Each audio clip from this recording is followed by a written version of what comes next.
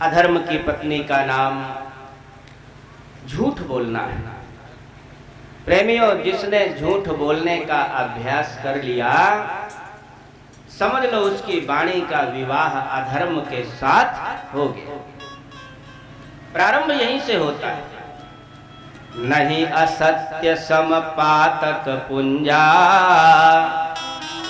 गिरि सम होहि की कोटिक गुंजा।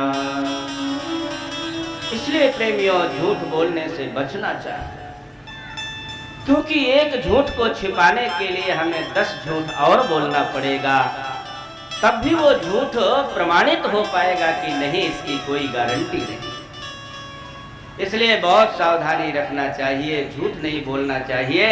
जो कोई झूठ बोलने लगता है उसकी वाणी का विवाह अधर्म से हो जाता है, और जब वाणी का विवाह अधर्म से होता है तो उसकी संतानें भी बड़ी विलक्षण होती। अधर्म की संतानें हैं। बहन का नाम तो गाली है, गाली गलौज ये अधर्म की बहन का नाम। और जो उसके संतान है, ताभ्याम क्रोधश्च हिंसा चा यद दुरुक्ति स्वसा कली।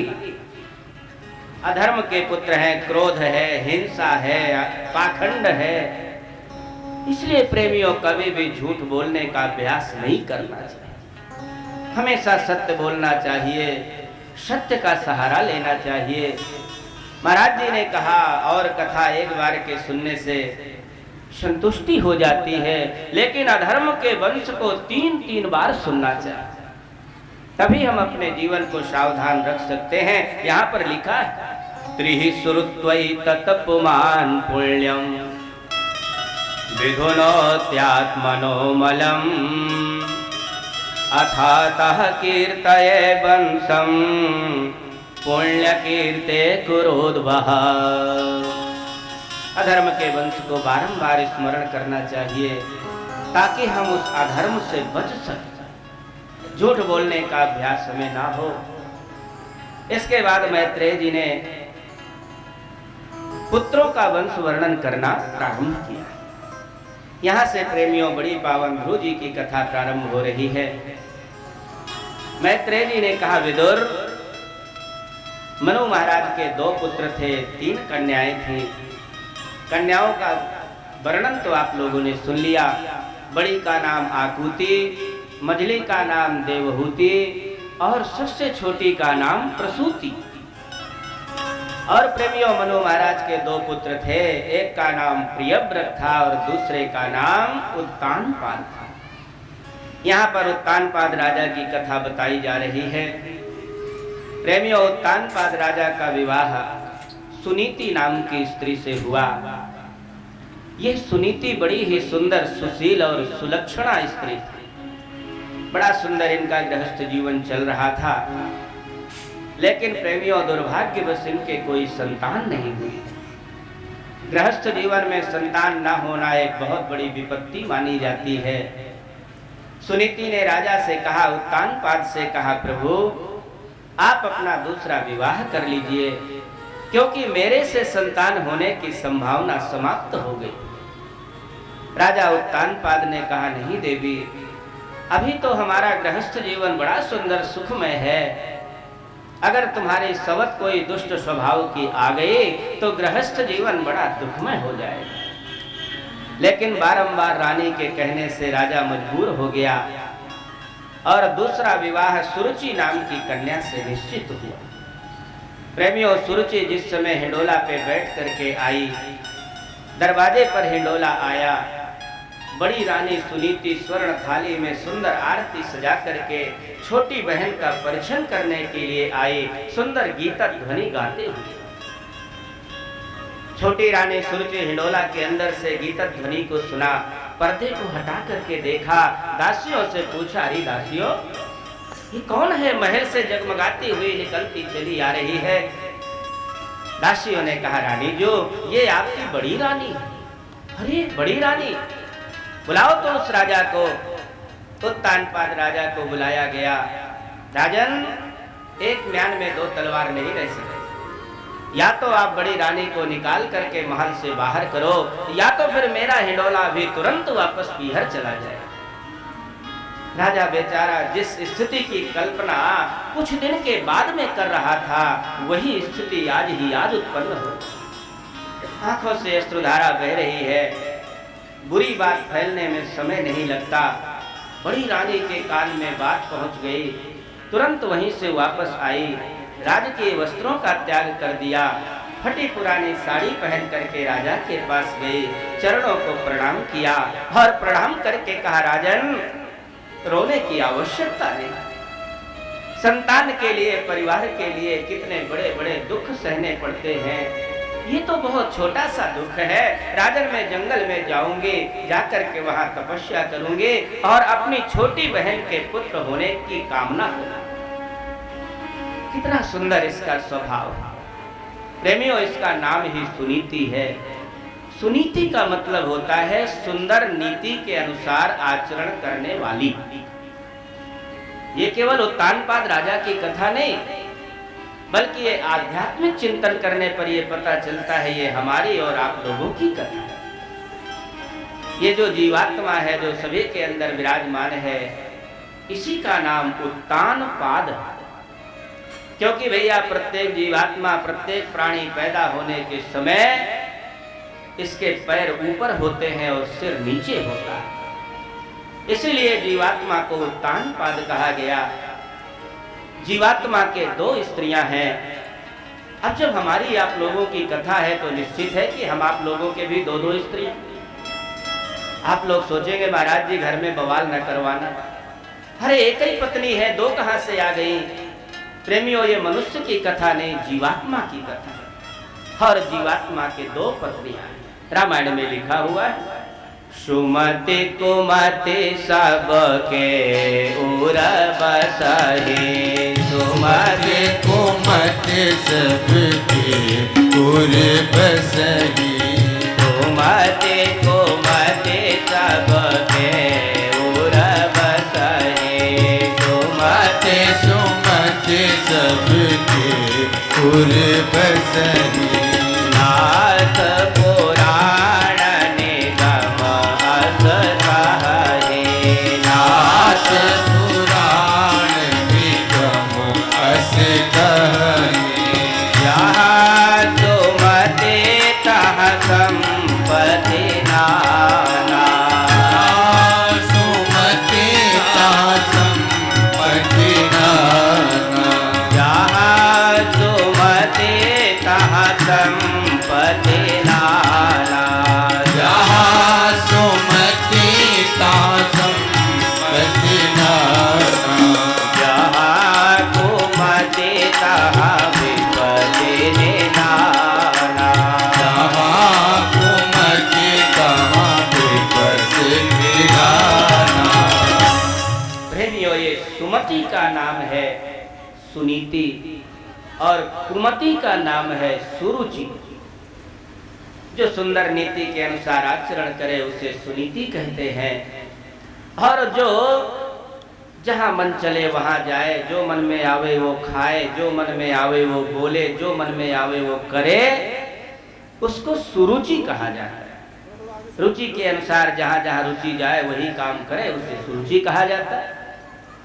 प्रेमियों, ये जीवात्मा की कथा है। सुनीति तो बड़े उच्च विचार वाली है और सुरुचि बड़ी बेढंगी। लेकिन आज ये सुनीति अपने स्वरूप का ध्यान करते हुए नगर को छोड़ करके महल से जाने लगी। जितने नगर के नर नारी हैं सभी ने उनका पीछा किया। बड़ी रानी के रहते जाते हुए हम नगर में नहीं रह सकते। सुनीति ने सभी को अपनी सौगंध दिलाई और कहा, सब लोग वापस चले जाओ, मैं जंगल में जाऊंगी, जाकर के तपस्या करूं। प्रेमी और सुनीति जंगल में गई। बड़ी रानी जंगल में गई, जाकर के एक घास की झोपड़ी बनाई और बना करके उसी में भगवान नारायण की तपस्या कराई। एक दो दिन तक तपस्या नहीं किया। इत्थम गते स्वथ चतुर्दशहायने सो सिंहासनम निखिल लोकपते चाल। प्रेमियों, 14 वर्षों तक तपस्या किया। इनकी तपस्या से नारायण भगवान प्रसन्न हुए। लक्ष्मी को बुलाया, अरे लक्ष्मी, चलो हम तुम्हें एक भक्ता का दर्शन कराएं। चलो महाराज। अरे ऐसे थोड़ी चलना है, मैं तो बन जाऊं ज्योतिषी पंडित और तुम बन जाओ पंडितानी। ठीक है महाराज। लक्ष्मी जी पंडितानी बन गई, लक्ष्मी नारायण भगवान दोनों आए, कुटिया के अगल बगल नारायण हरि की आवाज लगाई। मैं त्रिकालज्ञ ज्योतिषी हूँ, जिसको जो कुछ पूछना हो हमसे पूछ लो। सुनीति दौड़ करके कुटिया से बाहर आई, चरणों में गिर पड़ी, कुटिया के अंदर ले गई, पादप प्रक्षालन करके उनका पूजन किया और निवेदन किया, महाराज जरा ये बता दो, मेरी छोटी बहन के बालक कब तक होगा? ये है प्रेमियों सुनीति का स्वभाव। तपस्या करने के बाद भी अपने बालक की कामना नहीं कर रहे, बल्कि उस दुष्टा सुरुचि के लिए भगवान से पूछ रही हैं, मेरी छोटी बहन के लड़का कब तक होगा? भगवान के आंखों से अश्रुधारा प्रवाहित होने लगी। मेरा भक्त कितना उदार होता है, मेरा भक्त कितना दयालु होता है। भगवान ने उंगलियों में अंगूठे को घुमाया और घुमा करके कहा, देवी तेरी उस दुष्टा बहन के 7 जन्म तक पुत्र होने का कोई योग नहीं। सुनीति रोने लगी, चरणों में गिर पड़ी, महाराज तो क्या मेरी ये तपस्या बिल्कुल व्यर्थ चली जाएगी? मैंने जो ये तपस्या किया इसका कोई प्रतिफल मुझे नहीं मिलेगा? नहीं देवी, तुम्हारे एक पुत्र पैदा होगा जिसका नाम ध्रुव होगा और उसी के नाम से तुम्हारे वंश का नाम संसार में चलेगा। अपने पुत्र को सुनकर के सुनीति प्रसन्न नहीं हुई, बारंबार ज्योतिषी भगवान के चरणों में माथा टेक करके कहा, प्रभु मेरी तपस्या अपने लिए नहीं थी, बल्कि मेरी छोटी बहन के लिए तपस्या थी। भगवान को करुणा आ गई। भगवान ने कहा, देवी ऐसे तो उस दुष्टा के कोई संतान होने का योग नहीं, पर तेरी साधुता के कारण मैं उसको भी वरदान देता हूं। लकड़ी संग लोहा तरे, लकड़ी संग लोहा तरे, सुनो सुवाक्य सुभामिनी, अधम सुरुचि बंध्या बने, उत्तम सुत की दायनी। कहे देवी सुरुचि के कोई संतान होने का योग नहीं, पर तेरी प्रार्थना से उसके भी एक बालक पैदा होगा जिसका नाम उत्तम होगा। पर एक बात बताऊं, तेरे पुत्र का वंश तो संसार में चलेगा, लेकिन तेरी शवत के पुत्र का वंश संसार में नहीं चलेगा। ऐसा कहकर के लक्ष्मी नारायण भगवान वहां से अंतर्हित हो गए। समय आया, धीरे धीरे दोनों रानियों के एक एक बालक पैदा हुए। जंगल वाली के बालक का नाम ध्रुव हुआ और महल में जो सुरुचि रहती थी उसके बालक का नाम उत्तम हुआ। प्रेमियों, जिस समय 4-5 वर्ष की अवस्था, 4 वर्ष की अवस्था ध्रुव जी की रही, बालकों के साथ खेल रहे थे। जंगल के जो ऋषि बालक थे, खेलते खेलते बालकों ने अचानक कह दिया, बस अब हम खेलेंगे नहीं, अब हम अपने पिता की गोदी में बैठे। बेचारे ध्रुव जी महाराज को आज तक माता के अलावा पिता क्या चीज होती है इस चीज का कुछ भी ज्ञान नहीं था, कुछ मालूम ही नहीं। निराश होकर के आए, माँ के चरणों को प्रणाम किया। माँ, आज तक तुमने मुझे बताया नहीं मेरे पिता कौन है। सुनीति ने इधर उधर से खिलौना ला करके ध्रुव जी के सामने डाला, बच्चे का मन इधर उधर हो जाए ताकि ये प्रश्न इसके दिमाग से हट जाए। लेकिन बाल हट तो बड़ी विलक्षण होती है, बाल हट, स्त्री हट, वृद्ध हट, ये बड़े विलक्षण हट है। ध्रुव जी ने कहा, भैया आज मुझे तेरे खिलौना नहीं चाहिए, आज तो मुझे मेरा पिता चाहिए। ध्रुव जी अपने जिद पर अड़ गए। मैया को बताना पड़ा, बेटा ये जो चक्रवर्ती सम्राट उत्तानपाद जिनको कहा जाता है यही तुम्हारे पिता। जहाँ ये पिता का परिचय उनको मिला, ध्रुव जी दौड़ते हुए वहां से गए, महल में पहुंचे। सिंहासन पर राजा उत्तानपाद बैठा हुआ है, एक जंघा पर उत्तम बैठा हुआ है, दूसरी जंघा खाली पड़ी। प्रेमियों, पिता की गोद में बैठने के लिए पुत्र को कोई कानून का सहारा नहीं लेना पड़ता, वो तो जन्मजात पिता की गोदी का अधिकारी हो जाता है। ध्रुव जी को किसी से पूछने की आवश्यकता नहीं थी, दौड़ करके गए और जाकर दूसरी जंगा में बैठ गए। वहीं पर ये सुरुचि बैठी हुई थी। पहले थोड़ा नीचे को नजर किए हुए थे और जहां ऊपर को नजर उठा करके देखा, अरे ये मेरे बालक के बराबर में कौन आकर बैठ गए। लुक छिप करके देखाया करती थी, पहचानने में देर नहीं लगी, तुरंत समझ गई, अरे ये वही विवाता का पुत्र है, बड़ी रानी का पुत्र है। सर्पणी के समान उठ करके खड़ी हुई, फुफकार मारती हुई, जहरीली हवा छोड़ती हुई रोजी का हाथ पकड़ करके और जमीन में पटक दिया और न मालूम कितने बुरे शब्द का। नवत्सनपतेर्धिष्ण्यं भवानारोढुमर्हति गृहीतो यत्मया यत्त्वं कुक्षावपि न पात्मजः। अरे कहीं के दुष्ट बालक, तुझे इस गद्दे में बैठने का अधिकार किसने दे दिया? तू तो जंगल वाले का लड़का है। इस गद्दे में अगर तू बैठना चाहता है तो जा करके जंगल में तपस्या कर, भगवान से वरदान प्राप्त कर कि मैं सुरुचि का पुत्र बनूं, और जब तू मेरे कोख से जन्म लेगा तब तुझे इस गद्दी का अधिकार प्राप्त होगा। कितना भयानक अहंकार है। सीधे सीधे भगवान के भजन से, भगवान की तपस्या से गद्दी नहीं देना चाहते, बल्कि कहती है जब मेरा पुत्र बन करके आएगा, मेरे कोख से जन्म लेगा, तब तुझे ये अधिकार प्राप्त होगा।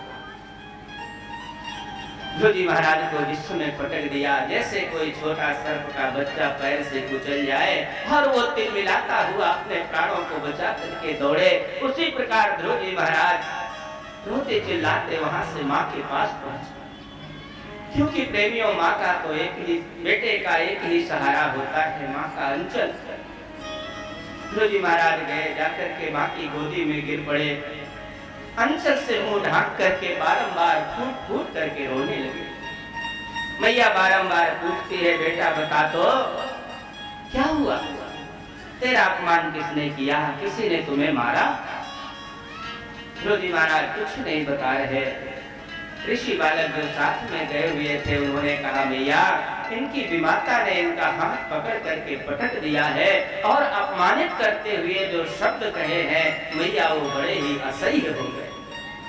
क्या कहा है तुम्हारी माता ने? ऋषि बालकों ने कहा, मैया उन्होंने कहा है जाकर के भगवान की तपस्या करो, मेरी कोख से जन्म लो, और जब तू मेरा पुत्र बनकर आएगा तब तुम्हें गद्दी प्राप्त होगा। जहां इन शब्दों को सुना, सुनीति का शरीर सूख गया। सोत्सृज्य धैर्यं विललाप शोक दावाग्निना दावलते बाला वाक्यं सपत्न्या स्मरति सरोज श्रिया दृशावास्पकलामुवाह सोत्सृज्य धैर्यं विललाप शोक। जहां उस सुरुचि के इन कठोर वचनों को सुना, सुनीति का हृदय एकदम से द्रवित हो गया। अरे बेटा, तेरी माता ने बिल्कुल सही बात बताई। अरे जिस परमात्मा की स्तुति वंदना करने से तेरे पिता को ये राज्य प्राप्त हुआ है, तेरी विमाता ने बिल्कुल तुमको सही रास्ता दिखाया है। भगवान का भजन करने से ये पिता की गद्दी क्या, अरे परम पिता की गद्दी तक प्राप्त हो जाती है। इसलिए तुझे ज्यादा दुख मनाने की जरूरत नहीं। तुम्हारी विमाता ने बिल्कुल सही कहा, भगवान का भजन करो तो परम पिता की गद्दी तक प्राप्त होती है। जहाँ ये परम पिता का नाम सुनीति के मुख से निकला, प्रेमियों ध्रुव जी का रोना बंद हो गया। हाथ जोड़ करके माँ से बोले, मैया माँ तो बता क्या पिता से, माँ तो बता क्या पिता से, परम पिता कोई और यदि है तो रहता कहाँ ठिकाना ठौर। सही मैया, मैं तो अभी तक अपने पिता की गद्दी में फंसा हुआ था। अभी अभी मैया तुमने बताया कि भगवान का भजन करने से परम पिता की गद्दी प्राप्त होती है, तो जरा मैया परम पिता का ठिकाना बता दे। वो परम पिता कौन है और कहाँ रहता है?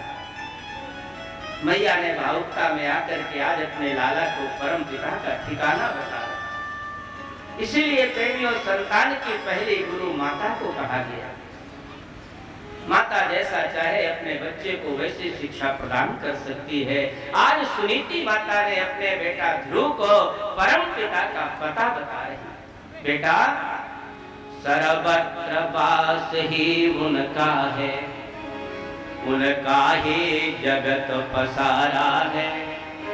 जर्रे जर्रे अरु कण कण में रम रहा वो राम तुम्हारा है।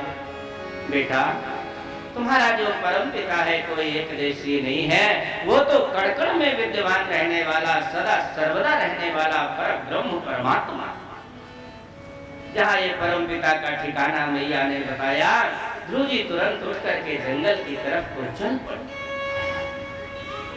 गाँव में आकर के मैया ने ठिकाना तो बता दिया, लेकिन प्रेमियों, 4 वर्ष का बालक आज तक जो घर से बाहर कदम नहीं रखा, आज वो जंगल जाने के लिए तैयार खड़ा है।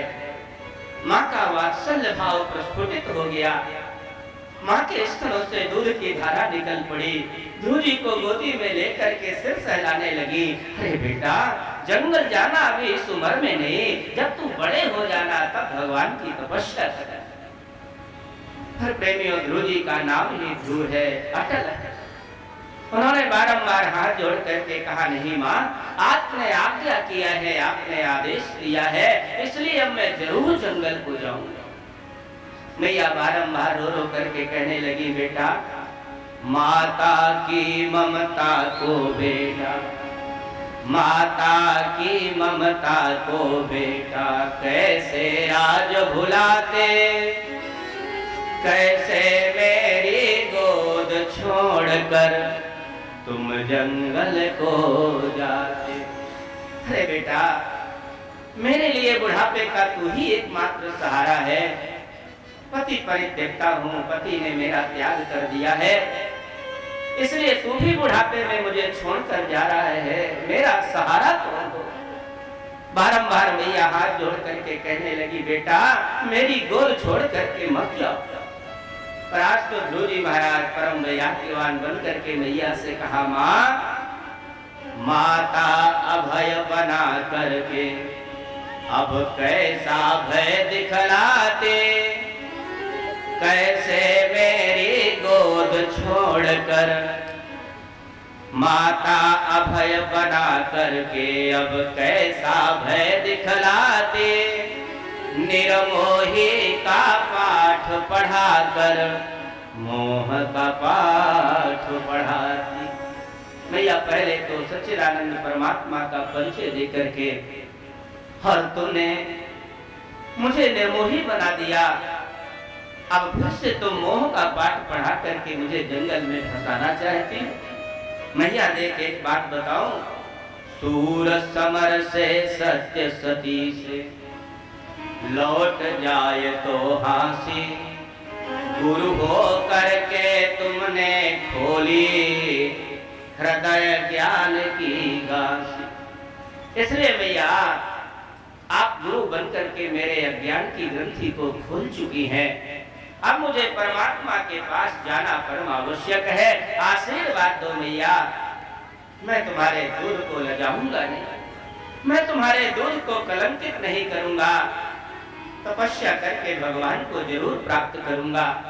बारंबार आशीर्वाद लेने की कामना करने लगी। मैया ने सोचा, मेरा बालक ध्रुव है और ये अपने निर्णय पर अडिग रहता है, आज मुझे इसको आशीर्वाद देना परम आवश्यक है।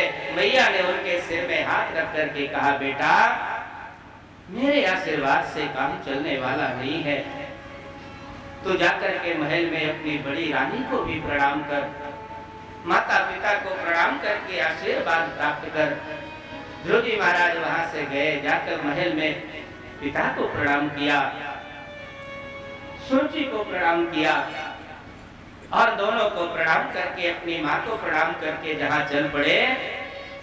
माता ही पिता ही प्रणाम करी, प्रिय परिजन को छोड़ ध्रुव जंगल को चल पड़े, सबसे नाता तोड़। आज प्रेमियों, ये भक्त बालक ध्रुव संसार का नाता तोड़ करके परमात्मा से नातेदारी जोड़ने के लिए जंगल की ओर चल पड़ा। माता सुनीति देख रही है, लेकिन आज वो ध्रुव अपनी प्रतिज्ञा पर बंधा हुआ है, रोकने से भी रुक नहीं रहा। ऋषि बालकों से निवेदन कर रही है, भैया मेरा प्यारा ललन कर रहा वन गमन,